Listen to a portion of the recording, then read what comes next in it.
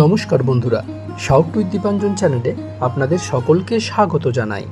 আপনারা শুনছেন স্বামী বিবেকানন্দ বিরচিত হিন্দু ধর্ম। হিন্দু ধর্মের সাধারণ ভিত্তি বিষয়ক প্রবন্ধটি আপনাদের কাছে পাঠ করে শোনাচ্ছিলাম। আজ সপ্তম পর্ব। চলুন আজকের পর্বটি শুরু করা যাক।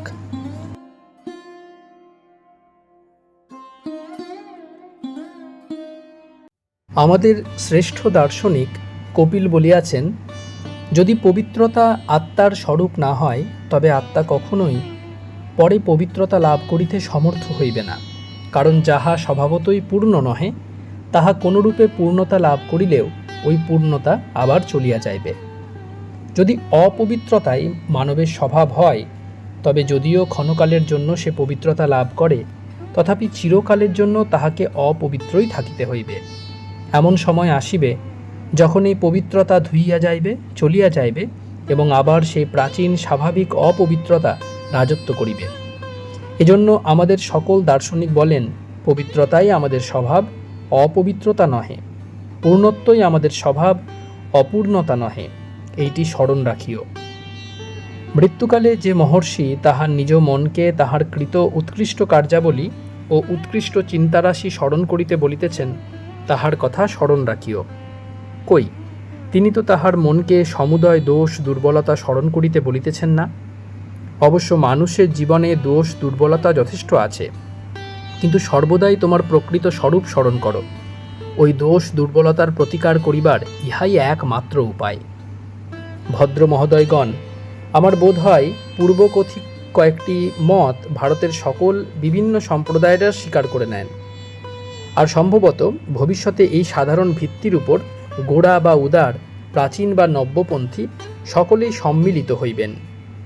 কিন্তু সর্বোপরি আরেকটি বিষয় স্মরণ রাখা আবশ্যক, এবং আমি দুঃখের সহিত বলিতেছি যে ইহা আমার সময় সময় ভুলিয়া যায়। ভারতে ধর্মের অর্থ প্রত্যক্ষানুভূতি, তাহা না হইলে উহা ধর্ম নামেরই যোগ্য নহে। এই মতে বিশ্বাস করিলেই তোমার পরিত্রাণ নিশ্চিত, এ কথা আমাদিগকে কেউ কখনো শিখাইতে পারিবে না, কারণ আমরা ও কথায় বিশ্বাসই করি না। তুমি নিজেকে যেরূপ গঠন করিবে তুমি তাহাই হইবে। তুমি যাহা তাহা তুমি ঈশ্বর অনুগ্রহে এবং নিজের চেষ্টায় হইয়াছ। সুতরাং কেবল কতকগুলি মতামতে বিশ্বাস করিলে তোমার বিশেষ কিছু উপকার হইবে না। ভারতের আধ্যাত্মিক গগন হইতেই এই মহাশক্তিময়ী বাণী আবির্ভূত হইয়াছে, অনুভূতি। আর একমাত্র আমাদের শাস্ত্রই বারবার বলিয়াছেন, ঈশ্বরকে দর্শন করিতে হইবে। খুব সাহসের কথা বটে, কিন্তু উহার এক বর্ণও মিথ্যা নয়, আগাগোড়া সত্য। ধর্ম সাক্ষাৎ করিতে হইবে, কেবল শুনিলে হইবে না। কেবল তোতা পাখির মতো কতকগুলি কথা মুখস্থ করিলেই চলিবে না। কেবল বুদ্ধির সায় বুদ্ধিগত সম্মতি দিলেই চলিবে না। ইহাতে কিছুই হয় না। ধর্ম আমাদের ভিতর প্রবেশ করা চাই। প্রাচীনেরা এবং আধুনিকেরাও সেই ঈশ্বরকে দেখিয়াছেন। ইহাই আমাদের নিকট ঈশ্বরের অস্তিত্বের শ্রেষ্ঠ প্রমাণ। আমাদের যুক্তি বিচার এইরূপ বলিতেছে, এজন্যই যে আমরা ঈশ্বরে বিশ্বাসী তাহা নহে। আত্মার অস্তিত্ব প্রমাণ করিবার উৎকৃষ্ট যুক্তি আছে বলিয়াই যে আমরা আত্মায় বিশ্বাসী তাহা নহে। আমাদের বিশ্বাসের প্রধান ভিত্তি এই যে এই ভারতে প্রাচীনকালে সহস্র সহস্র ব্যক্তি এই আত্মাকে দর্শন করিয়াছেন। বর্তমানকালেও খুঁজিলে অন্তত 10 জন আত্মজ্ঞ পুরুষের সাক্ষাৎ মিলিবে, এবং ভবিষ্যতেও সহস্র সহস্র ব্যক্তির অভ্যুদয় হবে, যাহারা আত্মদর্শন করিবেন। আর যতদিন না মানুষ ঈশ্বর দর্শন করিতেছে, যতদিন না সে আত্মা উপলব্ধি করিতে সমর্থ হইতেছে, ততদিন তাহার মুক্তি অসম্ভব। অতএব সর্বাগ্রে এই বিষয়টি আমাদিগকে বিশেষভাবে বুঝিতে হইবে, এবং আমরা উহা যতই ভালো করিয়া বুঝিব ততই ভারতে সাম্প্রদায়িকতা হ্রাস পাইবে। কারণ সেই প্রকৃত ধার্মিক যে ঈশ্বরকে দর্শন করিয়াছে তাহাকে লাভ করিয়াছে। তাহারই হৃদয় গ্রন্থি ছিন্ন হয়, তাহারই সকল সংশয় চলিয়া যায়। তিনি কর্মফল হইতে মুক্ত হন, যিনি কার্য ও কারণরূপী পরমাত্মাকে দর্শন করেন। হায়, আমরা অনেক সময় অনর্থক বাগাড়ম্বরকে আধ্যাত্মিক সত্য বলিয়া ভ্রম করি। পাণ্ডিত্যপূর্ণ বক্তৃতা ছটাকে গভীর ধর্মানুভূতি মনে করি, তাই সাম্প্রদায়িকতা, তাই বিরোধ। যদি আমরা একবার বুঝিতে পারি প্রত্যক্ষ অনুভূতি প্রকৃত ধর্ম, তাহা হইলে নিজ হৃদয়ের দিকে দৃষ্টিপাত করিয়া বুঝিতে চেষ্টা করিব, আমরা ধর্মের সত্য সমূহ উপলব্ধি করিবার পথে কত দূর অগ্রসর।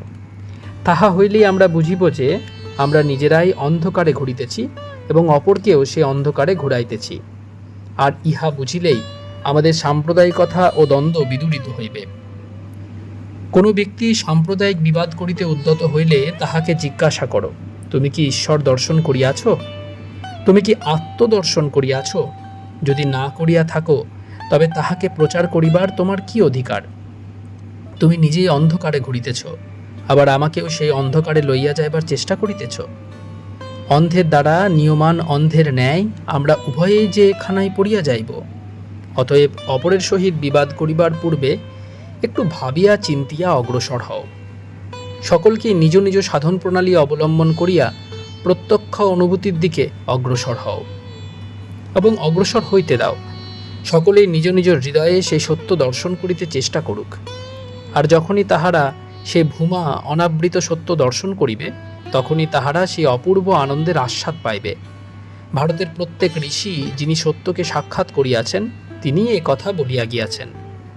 তখন সেই হৃদয় হইতে কেবল প্রেমের বাণী উচ্চারিত হইবে, কারণ যিনি সাক্ষাৎ প্রেম ও স্বরূপ, তিনি যে সেই হৃদয়ে অধিষ্ঠিত হইয়াছেন, তখন কেবল তখনই সকল সাম্প্রদায়িক বিবাদ অন্তর্হিত হইবে এবং তখনই আমরা হিন্দু শব্দটিকে এবং প্রত্যেক হিন্দু নামধারী ব্যক্তিকে যথার্থরূপে বুঝিতে, হৃদয়ে গ্রহণ করিতে, গভীরভাবে ভালোবাসিতে এবং আলিঙ্গন করিতে সমর্থ হইব।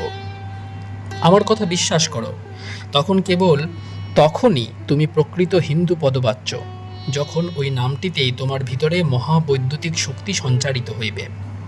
তখন কেবল তখনই তুমি প্রকৃত হিন্দু পদবাচ্য হইবে, যখন যে কোনো দেশীয়, যে কোনো ভাষাভাষী ব্যক্তি হিন্দু নামধারী হইলেই অমনি তোমার পরমাত্মীয় বলিয়া বোধ হইবে।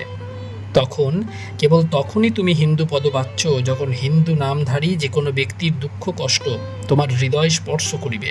আর তুমি নিজ সন্তান বিপদে পড়িলে যেরূপে উদ্বিগ্ন হও, তাহার কষ্টেও সেইরূপ উদ্বিগ্ন হইবে। তখন কেবল তখনই তুমি হিন্দু পদবাচ্য, যখন তুমি তাহাদের সর্বপ্রকার অত্যাচার ও নির্যাতন সহ্য করিতে প্রস্তুত হইবে। ইহার উৎকৃষ্ট দৃষ্টান্ত স্বরূপ তোমাদের সেই মহান গুরু গোবিন্দ সিংহের বিষয় আমি এই বক্তৃতার আরম্ভেই বলিয়াছি। এই মহাত্মা দেশের শত্রুগণের সহিত যুদ্ধ করিলেন, হিন্দু ধর্ম রক্ষার জন্য নিজে শোণিতপাত করিলেন, নিজ পুত্রগণকে যুদ্ধক্ষেত্রে প্রাণ বিসর্জন করিতে দেখিলেন, কিন্তু যাহাদের জন্য নিজের এবং আত্মীয় স্বজনগণের রক্তপাত করিলেন, তাহারা তাহাকে সাহায্য করা দূরে থাক, তাহারাই তাহাকে পরিত্যাগ করিল, এমনকি দেশ হইতে দাঁড়াইয়া দিল। অবশেষে এই আহত কেশরী নিজ কার্যক্ষেত্র হইতে ধীরভাবে দক্ষিণ দেশে গিয়া মৃত্যুর প্রতীক্ষা করিতে লাগিলেন। কিন্তু যাহারা অকৃতজ্ঞভাবে তাহাকে পরিত্যাগ করিল, তাহাদের প্রতি একটি অভিশাপ বাক্যও তাহার মুখ হইতে নিঃসৃত হইল না। আমার বাক্য অবধান করো। যদি তোমরা দেশের হিত সাধন করিতে চাও, তোমাদেরও প্রত্যেককে এক একজন গোবিন্দ সিংহ হইতে হইবে। তোমরা স্বদেশবাসীদের ভিতর সহস্র দোষ দর্শন করিতে পারো, তথাপি যাহাদের মধ্যে হিন্দু রক্ত আছে, যাহারা ভারতবাসী, তাহাদের সকলকেই দেবতারূপে পূজা করিতে হইবে। যদিও তাহারা সর্বপ্রকারে তোমাদের অনিষ্ট করিবার চেষ্টা করে, যদিও তাহারা প্রত্যেকেই তোমার প্রতি অভিশাপ বর্ষণ করে, তথাপি তুমি তাহাদের প্রতি প্রেমের বাণী প্রয়োগ করিবে। যদি তাহারা তোমাকে তাড়াইয়া দেয়, তবে সেই বীর কেশরী গোবিন্দ সিংয়ের মতো সমাজ হইতে দূরে যাইয়া নিস্তবতার মধ্যে মৃত্যুর প্রতীক্ষা করো। এইরূপ ব্যক্তি হিন্দু নামের যোগ্য। আমাদের সম্মুখে সর্বদাই এরূপ আদর্শ থাকা আবশ্যক। পরস্পর বিরোধ ভুলিতে হইবে, চতুর্দিকে প্রেমের প্রবাহ বিস্তার করিতে হইবে। ভারত উদ্ধার সম্বন্ধে যাহার যাহা ইচ্ছা হয় বলুক, আমি সারা জীবন কার্য করিতেছি, অন্তত কার্য করিবার চেষ্টা করিতেছি। আমি তোমাদিগকে বলিতেছি, যতদিন না তোমরা প্রকৃতপক্ষে ধার্মিক হইতেছ, ততদিন ভারতের উদ্ধার হইবে না। তোমাদের আধ্যাত্মিকতার উপর শুধু ভারতের নহে, সমগ্র জগতের কল্যাণ নির্ভর করিতেছে। কারণ আমি তোমাদিগকে স্পষ্টই বলিতেছি, এখন পাশ্চাত্য সভ্যতার মূল ভিত্তি পর্যন্ত বিচলিত হইয়াছে। জড়বাদের শিথিল বালুকা ভিত্তির উপর স্থাপিত বড় বড় অট্টালিকা পর্যন্ত একদিন না একদিন ধ্বংসপ্রাপ্ত হইবেই হইবে। এ বিষয়ে জগতের ইতিহাসই আমাদের প্রকৃষ্ট সাক্ষ্য। জাতির পর জাতি উঠিয়া জড়বাদের উপর নিজ মহত্বের ভিত্তি প্রতিষ্ঠা করিয়াছিল, তাহারা জগতের নিকট ঘোষণা করিয়াছিল, মানুষ জড়মাত্র। লক্ষ্য করিয়া দেখো, পাশ্চাত্য ভাষা মৃত্যুর কথা বলিতে গিয়া বলে মানুষ আত্মা ত্যাগ করে, আমাদের ভাষা কিন্তু বলে সে দেহত্যাগ করিল। পাশ্চাত্য দেশীয় লোক নিজের কথা বলিতে গেলে প্রথমে দেহকেই লক্ষ্য করিয়া থাকে, তারপর তাহার একটি আত্মা আছে বলিয়া উল্লেখ করে, কিন্তু আমরা প্রথমেই নিজেকে আত্মা বলিয়া চিন্তা করি, তারপর আমার একটা দেহ আছে এই কথা বলি। এই দুইটি বাক্য আলোচনা করিলেই প্রাচ্য ও পাশ্চাত্য চিন্তা প্রণালীর পার্থক্য বুঝিতে পারিবে। এই কারণে যে সকল সভ্যতা দৈহিক সুখ স্বাচ্ছন্দ্যরূপ বালির ভিত্তির উপর স্থাপিত, সেগুলি অল্প দিনমাত্র জীবিত থাকিয়া জগৎ হইতে একে একে লুপ্ত হইয়াছে। কিন্তু ভারত এবং অন্যান্য যে সকল জাতি ভারতের পদপ্রান্তে বসিয়া শিক্ষা লাভ করিয়াছে, যথা চীন ও জাপান, এখনও জীবিত, এমনকি উহাদের ভিতর পুনরুত্থানের লক্ষণসমূহ দেখা যাইতেছে। তাহারা যেন ফিনিক্স পক্ষীর ন্যায় সহস্রবার ধ্বংসপ্রাপ্ত হইয়াও তাহারা পুনরুজ্জীবিত হইয়া নূতন মহিমায় প্রকাশিত হইতেছে। কিন্তু জড়বাদের উপর যে সভ্যতার ভিত্তি স্থাপিত, তাহা একবার নষ্ট হইলে আর কখনো মাথা তুলিতে পারে না। একবার সেই অট্টালিকা পড়িয়া গেলে একেবারে চূর্ণ বিচূর্ণ হইয়া যায়। অতএব ধৈর্য ধারণপূর্বক অপেক্ষা করো, ভবিষ্যৎ গৌরব আমাদের জন্যই সঞ্চিত রহিয়াছে। ব্যস্ত হইও না, অপর কাহাকেও অনুকরণ করিতে যাইও না। আমাদিগকে এই আরেকটি বিশেষ বিষয় স্মরণ রাখিতে হইবে, অপরের অনুকরণ কখনো সভ্যতা বা উন্নতির লক্ষণ নহে। আমি নিজেকে রাজার বেশে ভূষিত করিতে পারি, তাহাতেই কি আমি রাজা হইব? সিংহ চর্মাবৃত গর্ধব কখনো সিংহ হয় না। অনুকরণহীন কাপুরুষের মতো অনুকরণ কখনোই উন্নতির কারণ হয় না, বরং উহা মানুষের ঘোর অধঃপতনের চিহ্ন। যখন মানুষ নিজেকে ঘৃণা করিতে আরম্ভ করে, তখন বুঝিতে হইবে তাহার উপর শেষ আঘাত করিয়াছে। যখন সে নিজ পূর্বপুরুষগণকে স্বীকার করিতে লজ্জিত হয়, তখন বুঝিতে হইবে তাহার বিনাশ আসন্ন। এই আমি হিন্দু জাতির মধ্যে একজন অতি নগণ্য ব্যক্তি, তথাপি আমি আমার জাতির, আমার পূর্বপুরুষগণের গৌরবে গৌরব অনুভব করিয়া থাকি। আমি নিজেকে হিন্দু বলিয়া পরিচয় দিতে গর্ব অনুভব করিয়া থাকি। আমি যে তোমাদের একজন অযোগ্য দাস, ইহাতে আমি গর্ব অনুভব করিয়া থাকি। তোমরা ঋষির বংশধর, সেই অতিশয় মহিমময় পূর্বপুরুষগণের বংশধর। আমি যে তোমাদের স্বদেশীয়, ইহাতে আমি গর্ব অনুভব করিয়া থাকি। অতএব তোমরা আত্মবিশ্বাস সম্পন্ন হও, তোমাদের পূর্বপুরুষগণের নামে লজ্জিত না হইয়া তাহাদের নামে গৌরব অনুভব করো। আর অনুকরণ করিও না, অনুকরণ করিও না। যখনই তোমরা অপরের ভাব অনুসারে পরিচালিত হইবে, তখনই তোমরা নিজেদের স্বাধীনতা হারাইবে। আধ্যাত্মিক বিষয়েও যদি তোমরা অপরের অধীন হইয়া কার্য করো, তোমরা সকল শক্তি, এমনকি চিন্তা শক্তি পর্যন্ত হারাইয়া ফেলিবে। তোমাদের ভিতরে যাহা আছে নিজ শক্তি বলে তাহা প্রকাশ করো, কিন্তু অনুকরণ করিও না। অথচ অপরের যাহা ভালো তাহা গ্রহণ করো। আমাদিগকে অপরের নিকট শিখিতে হইবে।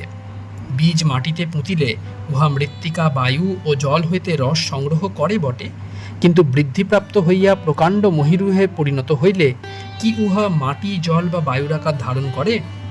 না, তাহা করে না। বীজ মৃত্তিকাদি হইতে প্রয়োজনীয় সারাংশ গ্রহণ করিয়া নিজের প্রকৃতি অনুযায়ী একটি বৃহৎ বৃক্ষে পরিণত হয়। তোমরাও এইরূপ করো। অবশ্য অপরের নিকট হইতে আমাদের অনেক কিছু শিখিবার আছে। যে শিখিতে চায় না, সে তো পূর্বেই মরিয়াছে। আমাদের মনুও তাই বলিয়াছেন।